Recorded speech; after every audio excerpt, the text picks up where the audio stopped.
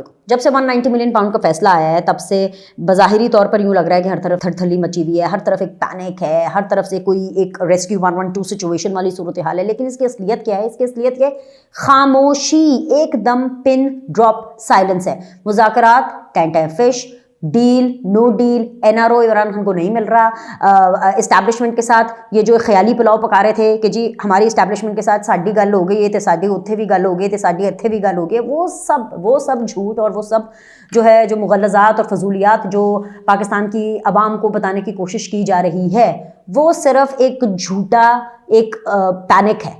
ये पैनिक भी जो क्रिएट किया जा रहा है ना, ये भी झूठ है, ये कोई सच नहीं है। असल में सिर्फ खामोशी है, कुछ नहीं हो रहा। अच्छा, असल में अब हो क्या रहा है वो मैं आपको बताती हूँ। असल में हो ये रहा है कि पाकिस्तान तहरीक इंसाफ की मजीद चबलें और मजीद झूठ सामने आ रहे हैं। जैसे कि शहजाद अकबर ने बरतानवी NCA नेशनल क्राइम एजेंसी को जानबूझकर हुकूमत पाकिस्तान का अकाउंट नंबर दिया ही नहीं था, बल्कि उन्होंने जो अकाउंट नंबर दिया वो कौन सा था? वो सुप्रीम कोर्ट का अकाउंट नंबर था, ताकि जो पैसे हैं वो सीधा मलिक रियाज के उस जुर्माने में एडजस्ट हों जो उन्होंने देना है। ठीक है।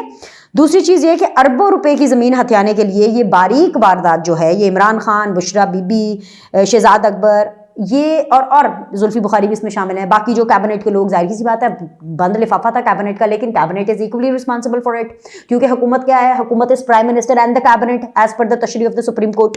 तो भाई ये एक मिसाली दास्तान है, इसको आने वाली नस्लें याद रखेंगी। इसके लिए जो हुकूमत है उसको अपना किरदार अदा करना चाहिए। कैसे किरदार अदा करना चाहिए? उस नरेशन बिल्डिंग, उस एक्सप्लेनेशन, प्रेस कॉन्फ्रेंसेस कर करके, डेली की बुनियाद के ऊपर अपने बयानिया जो है वो अवाम के सामने रख करके, और ये कि उनका अपना जाती बयानिया नहीं होगा, ये पाकिस्तान की रियासत का बयानिया होगा, ये पाकिस्तान के अवाम का बयानिया होगा, जिनके पैसों के साथ ये खिलवाड़ किया गया है।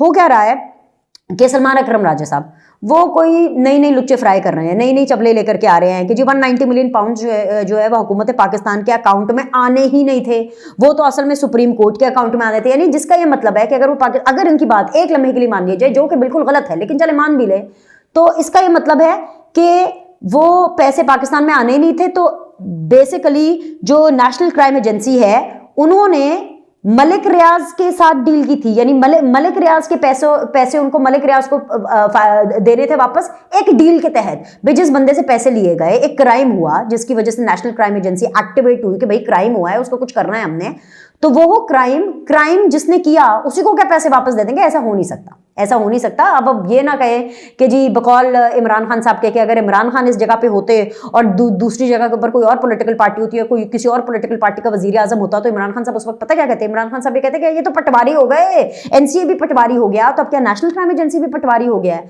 इतना बड़ा झूठ, ये इतना बड़ा झूठ है कि कोई इज्जतदार आदमी ऐसा झूठ सोचकर ही शर्म खा लेगा, अपने गिरेबान में मुंह डाल लेगा कि भाई ये मैं क्या बोल रहा हूं। And the thing is it is coming from somebody जो कि लॉ को इतने अच्छे से जानते हैं।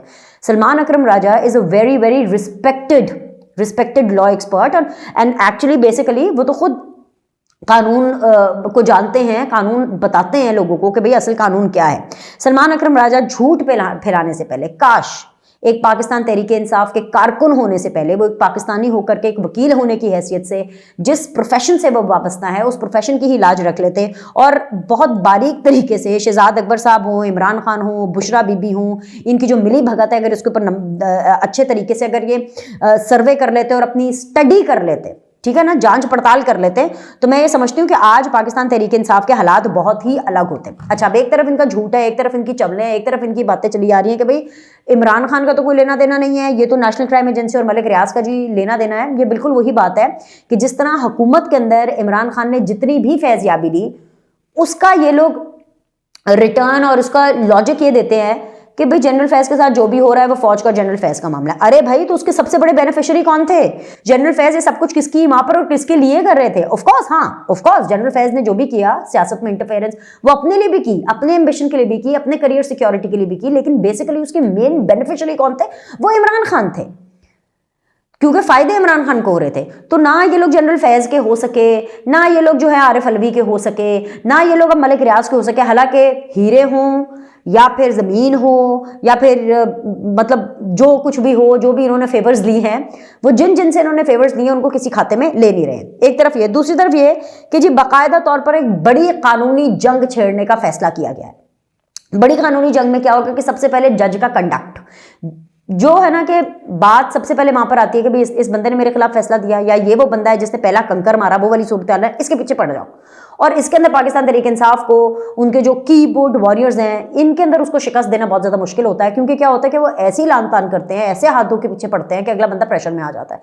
और यही इनकी प्रेशर बिल्डिंग टैक्टिक होती है, और ये करते ही इसीलिए ताकि अगला बंदा प्रेशर में आ जाए। अब इन्होंने कंडक्ट ऑफ द जज, उसके ऊपर इन्होंने बाकायदा तौर पर अपने पेपर तैयार कर रही हैं कि जी हमने तो ये जो हमारे ये जो जज हैं जी, नासिर, जावेद, राना साहब, ये राना साहब के पीछे हाथ धो के पड़ जाएंगे। वैसे भी मुझे ऐसा लगता है कि पीटीआई को ना राना लफ्ज़ से कुछ है, चाहे वो राना सनाउल्लाह हो, चाहे वो ये हो, मतलब जो जितने भी राने होते हैं ना, पीटीआई वालों को पता नहीं इनसे क्या पर्सनल खुन्नस है कि इनके साथ अपना पर्सनल स्कोर सेटल करने लगते हैं। तो अब जज का जो कंडक्ट है उसको लेकर के इन्होंने बाकायदा तौर पर कैंपेन चलानी है। आने वाले दिनों में आप देखेंगे कि आपको जज साहब की तस्वीर हर जगह पर नजर आएगी, उसके नीचे आपको अजीब अजीब किस्म के मुगलजात नजर आएंगे, बताया जाएगा कि जी किस तरह से जज कॉम्प्रोमाइज हो गए, कैसे ये फैसला आ गया। एक तो ये चीज़ होगी जो कि एक रवायती वतीरा है पाकिस्तान तहरीक इंसाफ का। दूसरी तरफ जो कानूनी जंग शुरू करने वाले हैं कि जी इस्लामाबाद हाई कोर्ट के अंदर बाकायदा तौर पर इनकी अपीलें जाएंगी। अपीलों के लिए जी लॉयर्स भी तैयार हो गए हैं, अपीलों की जो तमाम चीज़ें हैं, पेपर वर्क उन्होंने सारा कर लिया है, बस अब ज़ाहिर है इमरान खान के और बुशरा बीबी के उसके ऊपर साइन लेने हैं। और उसके बाद मंडे जो के दिन है, अगर मंडे को ना हुआ तो मैक्सिमम ट्यूसडे को ये अपीलें उन्होंने फाइल कर देनी है। और फिर उसके बाद इन्होंने एक बहुत बड़ी जो लीगल बैटल है वो चलानी है, और वो जो लीगल बैटल जिस तरह से चलाएंगे वो अखलाकी तौर पर भी बहुत नीचे होगी। और इसलिए अखलाकी तौर पर नीचे होगी क्योंकि पीटीआई के अखलाकियात के साथ तो कोई लेना देना नहीं है ना। मतलब वो कहते हैं ना कि all's fair in love and war, तो ये जंग भी उस लेवल पे जाके करते हैं कि तमाम हदें पार कर देते हैं। हालांकि मैं समझती हूँ कि जंग के भी असूल होते हैं, जंग में भी ख़वातीन को, बच्चों को, बुजुर्गों को, बीमारों को छोड़ा जाता है, लेकिन पीटीआई वालों के कोई असूल नहीं है। इस सब के चलते जहां पर मैं ये समझती हूँ, जैसे मैंने अपनी इस वीडियो के अंदर पहले कहा कि हुकूमत को आगे बढ़ करके political shows, Twitter spaces, press conferences, हर जगह पर आकर के करंट अफेयर्स के शोज के अंदर इनको आकर के इस मौक़िफ़ को बार बार बताना है, क्योंकि that is the only way कि जो भी पीटीआई का जो झूठा मंजन बिक रहा है ना मार्केट के अंदर, और जो वो बेचने की कोशिश करे, वैसे वो इतना कोई बिक भी नहीं रहा है, लेकिन ज़ाहिर है वो जितना भी बेचने की कोशिश कर रहे हैं उसको मजीद काउंटर किया जा सके, क्योंकि ये तारीख की, पाकिस्तान की तारीख का सबसे बड़ा कांड, सबसे बड़ा स्कैंडल, सबसे बड़ी चीज़ है ये। अब मसला ये है कि इस सब के चलते चलते लाहौर में भी एक बहुत बड़ी बैठक हुई। लाहौर में वज़ीर आज़म मियाँ मोहम्मद शहबाज शरीफ साहब ने मियाँ मोहम्मद नवाज शरीफ साहब से मुलाकात की। जाती उम्रा में मुस्लिम लीग नून के कायद के साथ उनकी मुलाकात हुई है। मुलाकात में अहम सियासी और जो कौमी अहमियत के जो उमूर हैं उन पर तबादला ख्याल किया गया है। वज़ीर आज़म मियाँ मोहम्मद शहबाज शरीफ ने मियाँ मोहम्मद नवाज शरीफ को मुल्क की मौजूदा सियासी सूरत हाल से आगाह किया और उनको अहम उमूर पर उनके साथ उन्होंने मुशावरत भी की है। मुल्क की मौशी बदहाली दूर करने के लिए हुकूमत की कोशिशें रंग लाई हैं। महंगाई की ग्राफ में खातिर खाक कमी आई है। ये जो है तमाम तर जो ब्रीफिंग है ये शहबाज शरीफ साहब ने जो है वो अपने पार्टी के जो कायद हैं मियाँ मोहम्मद नवाज शरीफ साहब उनको बताया, और मुस्लिम लीग नून के जो सदर हैं उन्होंने महंगाई में कमी और आवाम को रिलीफ की फराहमी के लिए हुकूमती इकदाम पर इत्मीनान का भी इजहार किया है। साथ ही साथ मुज़ाकरात के चलते जब बात हुई तो ये बिल्कुल नवाज शरीफ ने वन लाइनर ये कहा कि भाई उनका क्या मतलब था कि जो मुज़ाकरात हैं वो एक मुल्की मुफाद में होने चाहिए। ये वही चीज़ है जो कि हम मुज़ाकरात को लेकर के कॉन्टिन्यूसली मैं कहती चली आ रही हूँ कि यस मुज़ाकरात होने चाहिए। सियासतदानों का काम है आपस में बात करना, सियासतदानों को अपने मसले आपस में बैठ करके सॉल्व करना चाहिए। हैवन सेड दैट जब हुकूमत के साथ मुज़ाकरात होते हैं तो वो एक नेशनल लेवल के मुज़ाकरात होते हैं, उसके अंदर नेशनल इश्यूज डिस्कस किए जाते हैं, उसमें एक फ़र्द वाहिद का इशू डिस्कस नहीं किया जाता। बार बार मुज़ाकरात की जो 3 बैठकें हो गई, जो कि अभी मुझे मैं आपको बता रही हूँ कि ये इसी हफ्ते में आपको पता चल जाएगा, लिख करके हुकूमत जो है वो इमरान खान साहब को, पाकिस्तान तहरीक इंसाफ को बता देगी कि भाई एब्सोल्युटली नॉट, ये जो सारी चीज़ें आप मांग रहे हैं एग्जीक्यूटिव ऑर्डर के जरिए ये कर दो, एग्जीक्यूटिव ऑर्डर के जरिए वो कर दो। एग्जीक्यूटिव ऑर्डर ना हो गया कि ये तो कोई दूध जलेबी होगी कि जो कि आपने बड़े मज़े से बैठ के ठंड के अंदर पीनी है। No, it's not like that. Nawaz Sharif भी यही कह रहे हैं कि अगर मुज़ाकरात के अंदर कोई बात हो रही है तो वो मुल्की मुफाद में होनी चाहिए। मुल्की मुफाद भी मैं आपसे पूछती हूँ, क्या मुल्की मुफाद के अंदर एग्जीक्यूटिव ऑर्डर से इमरान खान को, एजाज चौधरी को, यास्मीन राशिद को, शाह महमूद कुरैशी को, ये उमर सरफराज चीमा को, ये जितने भी लोग इनके जेल में हैं, 9 मई के हवाले से इंसदाद दहशतगर्दी के अंदर उनके की अदालतों के अंदर उनके मुकदमात भी चल रहे हैं, या GHQ हमला केस के हवाले से जो अंदर है, क्या इनको एक एग्जीक्यूटिव ऑर्डर के जरिए बाहर निकाल देना चाहिए? क्या ये मुल्की मुफाद में होगा?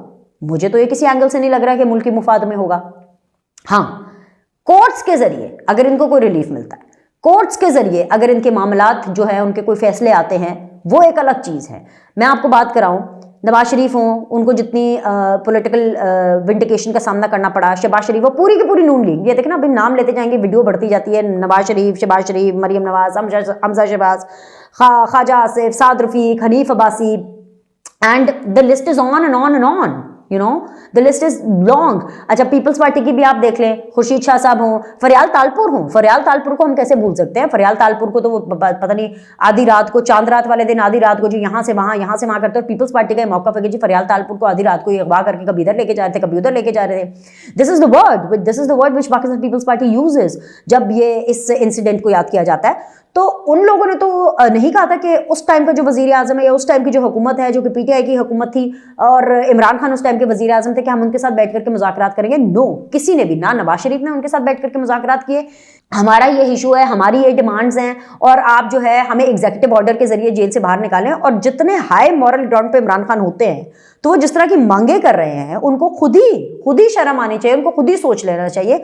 तो बिल आखिर नवाज शरीफ साहब ने भी ये चीज़ कह दी। पहले ही पीटीआई जो है वो नवाज शरीफ साहब के पीछे पड़ी रहती है कि जी मुज़ाकरात के अंदर और हर मामले के अंदर और इमरान खान की फौज के साथ दोस्ती होने में और दोबारा ये एकता होने में जो सबसे बड़ी रुकावट है वो नवाज शरीफ है। अब इस तरह की जब ये खबरें बाहर निकलेंगी और जब ये खबर आएगी, तो उसके पीछे तो आप देखिएगा कि फिर से इमरान खान साहब पड़ जाएंगे कि हाँ नवाज शरीफ तो चाहते ही नहीं कि जी मेरी फौज के साथ कोई दोस्ती हो या मैं जेल से बाहर निकलूं। हालांकि नवाज शरीफ भी इस चीज़ के ऊपर वही बात कर रहे हैं जो कि हर पाकिस्तानी करेगा, कि अगर इतनी एनर्जी, इतने रिसोर्सेज, देखे ना ये इजलास होते हैं, चाय पानी चलता है, हीटिंग ऑन होती है, बिजली का बिल, ये सारा कुछ, अगर ये सारा कुछ हो रहा है, ये मुफ्त में तो नहीं होता ना, ये सारा कुछ हो रहा है अवाम के टैक्स के पैसों से हो रहा है, तो इसके लिए कोई अवामी बात करनी चाहिए, किसी फर्दे वाहिद की बात नहीं करनी चाहिए कि भाई जी इमरान खान को निकाल दो, बुशरा बीबी को निकाल दो और फलानों को निकाल दो। क्यों भाई, ऐसे कैसे निकालेंगे? और ना इनके पास ये राइट है, ये अदालतों का काम है, ये अदालतों को करना पड़ेगा।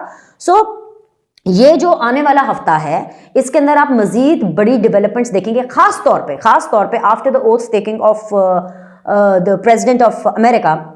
आप देखेंगे कि चीजें चेंज होंगी। ये चेंज नहीं होंगी कि जी इमरान खान जेल से बाहर आ जाएगा, ये चेंज होंगी कि इमरान खान को शायद एक रियलिटी चेक मिलेगा, पीटीआई को एक रियलिटी चेक मिलेगा कि भाई वो जो अमेरिका के सदर अभी ओथ लेकर के आए हैं, और जो यहाँ पर मुस्लिम लीग नून के सदर हैं, और ये जो यहाँ पर पाकिस्तान के जो वजीर आजम हैं, और जो पाकिस्तान के आर्मी चीफ हैं, उनके पास जमाने में और भी गम है इस इमरान खान के सिवा। इतना कोई इमरान खान इतना इंपॉर्टेंट नहीं, दुनिया जहां में और बहुत सी चीजें चल रही हैं, पाकिस्तान के और बहुत से मामलात हैं जिनको आगे लेकर के चलना है, रादर देन दिस। अभी के लिए इतना ही। लाइक करें, सब्सक्राइब करें, आपसे अगली वीडियो में मुलाकात करते हैं।